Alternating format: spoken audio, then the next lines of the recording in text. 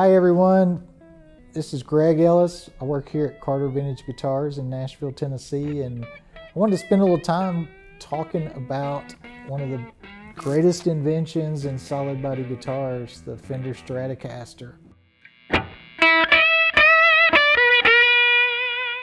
Leo Fender was a genius as far as being able to be inventive and to build things in a very easy to manufacture and be able to produce consistent high volume things back in the early 50s. His work, he really brought to market one of the first mass-produced solid body guitars, which was the Fender Broadcaster, renamed to the Telecaster, and for a brief period of time was a no-caster. Competition was picking up. Gibson was starting to make solid body guitars and a few other people, so he was ready to branch out into something new, something different. And the beauty of what he did was this was a collaborative thing. He was really good about listening to performers, players, and to his own staff to get their input on what would make an iconic guitar or make things better.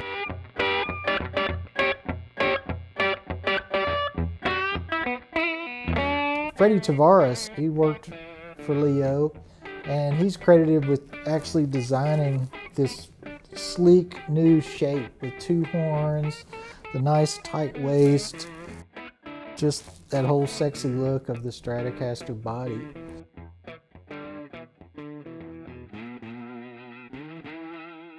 There was a guy named Rex Gallion, and Rex was brilliant in his thought. He says, well, since these are made of a solid piece of wood, we're really not limited to having square corners like all guitars before that were typically hollow, and they had to be put together in pieces, so there was always sharp edges. It's like, well, we're not confined to that. Why can't we roll all the edges and put this nice contour up here for your forearm, a nice contour back here for a belly cut?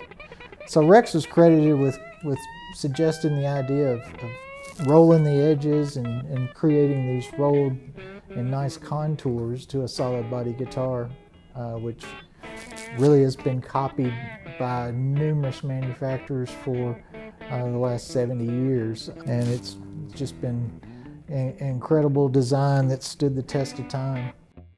Leo himself, he really perfected the vibrato system on this.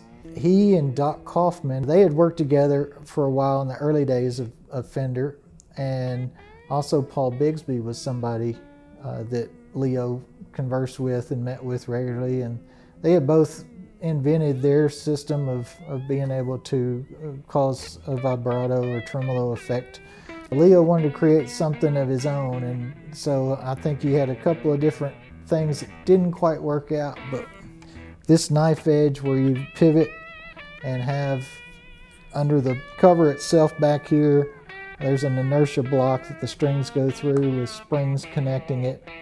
That gave this guitar the sustain and the tone that it needed.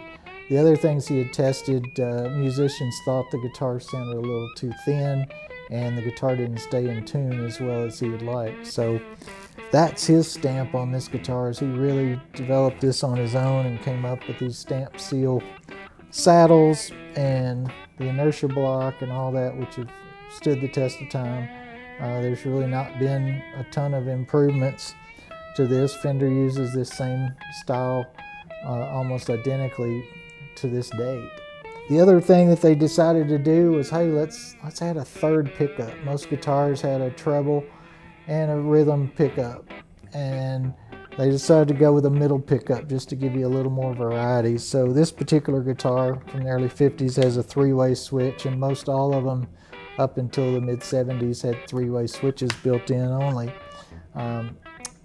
Sometime in the early 60s, some guys had figured out they could kind of cheat in between these and get this out of phase kind of sound, which is now that Stratocaster quack that you get out of phase in between the pickups. So most newer models have a five-way switch, so you can easily find that, but on the older models you just have to kind of fudge it in between and you'll get that sound.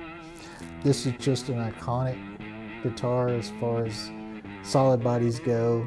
got to be one of the most popular designs of all time, and people still love them to this day. This particular one we have, very unique.